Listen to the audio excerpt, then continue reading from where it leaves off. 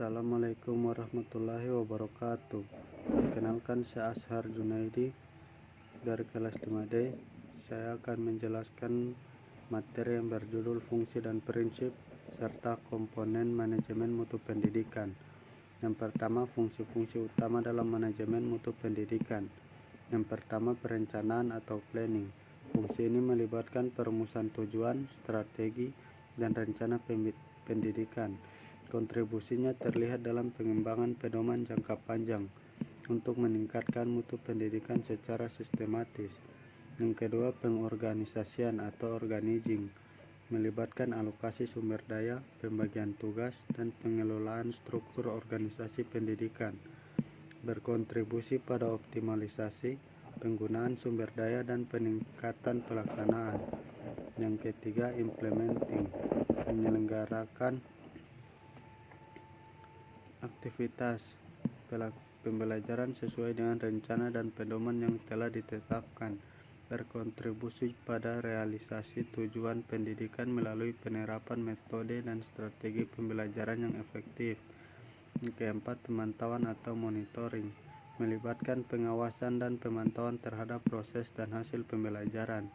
Yang kelima, evaluasi, proses evaluasi hasil pembelajaran dan pencapaian tujuan, berkontribusi pada pengembangan kurikulum dan peningkatan metode pengajaran berdasarkan hasil evaluasi. Selanjutnya, yang kedua, kontribusi fungsi-fungsi terhadap peningkatan mutu pendidikan. Yang pertama, koordinasi yang efektif. Fungsi ini bekerja sama untuk mengkoordinasikan semua aspek pendidikan, memastikan arah dan tujuan yang jelas. Pemanfaatan sumber daya, pengorganisasian membantu dalam pengalokasian sumber daya secara optimal. Ketiga, penyesuaian yang responsif, pemantauan dan evaluasi memungkinkan sistem pendidikan untuk merespon perubahan dan kebutuhan dengan cepat. Keempat, peningkatan berkelanjutan, perencanaan dan evaluasi bekerja bersama untuk menciptakan siklus perbaikan berkelanjutan, meningkatkan mutu pendidikan dari waktu ke waktu. Selanjutnya, yang ketiga, prinsip-prinsip dasar manajemen mutu pendidikan. Yang pertama, orientasi pada siswa, menekankan pada kebutuhan dan perkembangan siswa sebagai fokus utama. Penerapan prinsip ini mengarah pada pengembangan strategi pembelajaran yang lebih adaptif dan relevan. Yang kedua, keterlibatan pemangku kepentingan, melibatkan berbagai pihak terkait termasuk guru, orang tua, dan masyarakat.